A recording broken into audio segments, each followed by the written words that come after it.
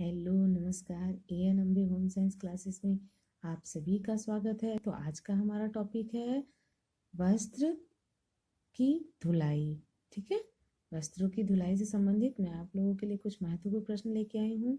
कक्षा 10 के board exam में इससे बहुत ही प्रश्न पूछे जाते हैं और बाकी भी परीक्षाओं में वस्त्र धुलाई से संबंधित प्रश्न पूछे जाते हैं और ये आप सभी के लिए जानकारी के लिए बहुत ही जरूरी है, क्योंकि हम सभी वस्त्र पहनते हैं। तो प्रत्येक वस्त्र पर लगने वाले दाग धब्बे, उनसे संबंधित अलग अलग चीज़ों से उन वस्त्रों की धुलाई होती है, तो उसके बारे में आप लोगों को बताऊंगी। आइए ध्यान से देखिए आप सभी लोग। हमारा पहला प्रश्न है, वस्त्रों को धोने से क्या लाभ होता है। तो वस्त्रों को धोने से क्या लाभ होता है? वस्त्र साफ हो जाते हैं, वस्त्रों की दुर्गंध दूर हो जाती है, व्यक्ति स्वस्थ रहता है, ये सभी। तो इसमें तो हमारा तीनों जो है वो सही है, तो इसमें क्या होगा? ये सभी। दूसरा प्रश्न है, घर पर कपड़े धोने से किसकी बचत होती है? बताइए आप सभी लोग, किसकी बचत होती है? समय की, धन की, वस्त्र की और ये सभी। अब बताइए समय की कैसे? घर पर अगर हम कपड़े धुल रहे थे तो हमें जब जरूरत होती है तब हम उसको धुल सकते हैं, समय समझ की बचत होगी।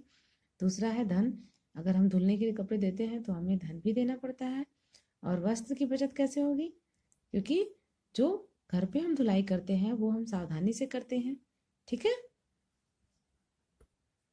तीसरा प्रश्न है, वस्त्रों की धुलाई के लिए कौन सा जल उत्तम होता है? कठोर, गर्म, मृदु या समुद्र का जल? तो कौन सा होता है? मृदु जल। चौथा है, हल्दी के दाग छुड़ाने की विधि है ग्लिसरीन द्वारा, नमक द्वारा, पेट्रोल द्वारा या तनु पोटेशियम परमैंगनेट विलियम द्वारा? तो किसके द्वारा होता है? तनु पोटेशियम परमैंगनेट विलियम द्वारा। पांचवा प्रश्न है, फलों के दाग छुड़ाने के लिए उपयोग होता है नमक, पेट्रोल, स्प्रीट, ये सभी। तो क्या होता है? नमक। छठा है, वस्त्र धोने से पूर्व हमें क्या करना चाहिए?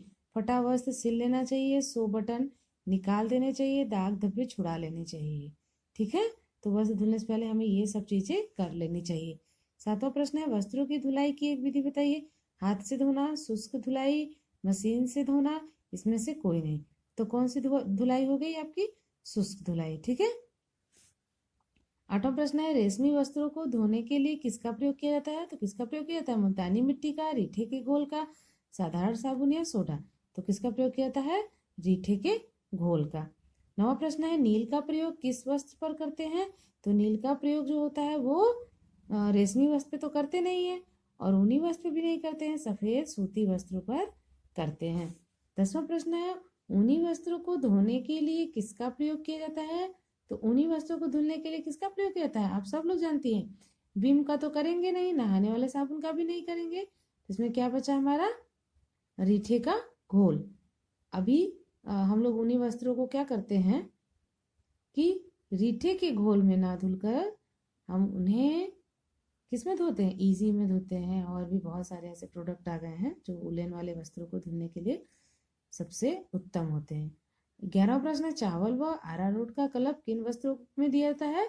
तो सूती वस्त्रों में। किन वस्त्रों में दिया जाता है चावल और अरारोट का? सूती वस्त्रों में। पहले मैं बता देना चाहती हूँ आप लोगों को, पहले बहुत पहले जब कलप नहीं था तो क्या करते थे लोग?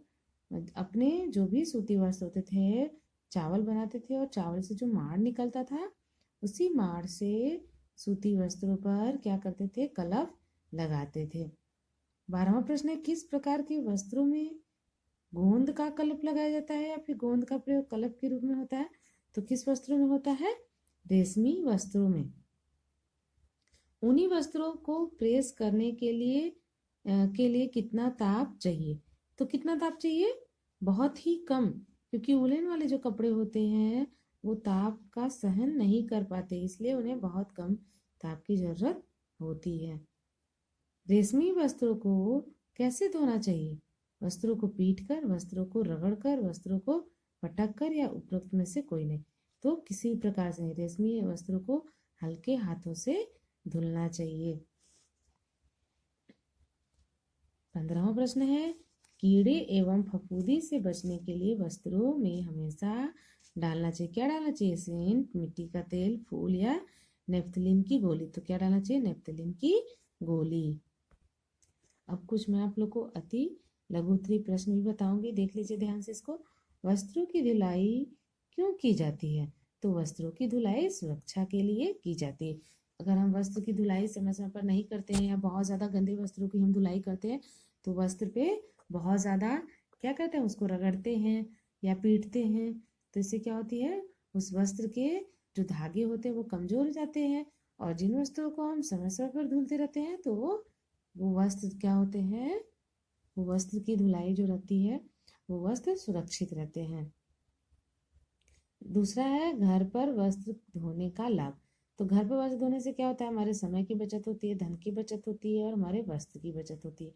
तीसरा प्रश्न है धुलाई से पूर्व वस्त्रों की छटाई करना क्यों आवश्यक है? देखिए धुलाई करने से पहले अगर हम वस्त्रों की छटाई करते हैं, जैसे सूती वस्त्र है, रेशमी है, ऊनी है, रंगीन है, तो जो रंगीन वस्त्र है उनको अलग कर देना चाहिए और जो सूती और वस्त्र है उनको अलग कर देना चाहिए। और ये भी ध्यान रखना चाहिए कि किस वस्त्र का कलर निकलने वाले यानी रंग छोड़ने वाला है उसको अलग धुलना चाहिए, नहीं तो फिर वो सफेद रंग के कपड़ों के साथ मिलकर कपड़े को खराब कर देता है। चौथा है नींबू का प्रयोग किन धब्बों को छुड़ाने के लिए किया जाता है? तो स्याही के धब्बे को छुड़ाने के लिए नींबू का प्रयोग किया जाता है। खून के दाग किससे छुड़ाए जाते हैं? तो खून के दाग नमक से छुड़ाए जाते हैं। नेल पॉलिश के धब्बे छुड़ाने की विधि है। नेल पॉलिश के धब्बे छुड़ाने के लिए क्या है? नेल पॉलिश के धब्बे छुड़ाने के लिए स्प्रिट या अल्कोहल को मुख्य प्रतिक्रम के रूप में प्रयोग किया जाता है।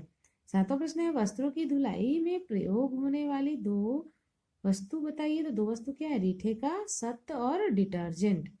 आठवां प्रश्न है शुष्क धुलाई के दो लाभ बताइए। अब शुष्क धुलाई से क्या लाभ होता है? पहला हमारा जो लाभ है वो है इससे वस्त्रों के सिकुड़ने एवं खराब होने की आशंका नहीं रहती है, वस्त्रों के रंग पर प्रतिकूल प्रभाव नहीं पड़ता है।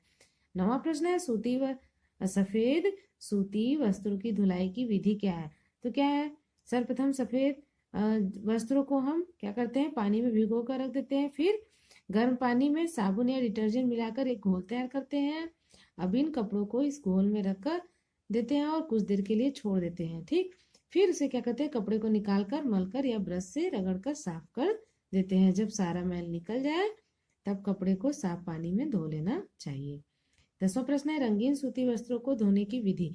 रंगीन सूती वस्त्रों को साबुन या डिटर्जेंट के घोल में भिगोने के पश्चात रगड़कर साफ करना चाहिए। धोने के पश्चात उल्टा करके छाया में सुखाया जाता है। इसमें क्या होता है, नील या श्वेतक नहीं लगाया जाता। 11वां प्रश्न है सफेद सूती वस्त्र का पीलापन आप कैसे दूर करेंगी? सूती वस्त्रों की विशेषता बताइए। तो जो सफेद जो होते हैं श्वेतक यानी टिनोपॉल आदि एवं नील के प्रयोग से सफेद सूती वस्त्रों का पीलापन हम दूर कर सकते हैं। सूती रेशे मजबूत होते हैं, अतः हम उन्हें उबालकर, रगड़कर, पटककर या सोडे में से किसी भी प्रकार से धो सकते हैं। तो ये थे आपके वस्त्रों की धुलाई यानी कपड़ों की धुलाई एवं रख रखाव से कुछ महत्वपूर्ण प्रश्न। नेक्स्ट वीडियो में मैं आप लोगों को इसी टॉपिक से संबंधित और भी कुछ महत्वपूर्ण प्रश्न लेके आऊंगी। तो आप सभी लोग वीडियो को ध्यान से देखिए और मन लगाकर पढ़िए। धन्यवाद।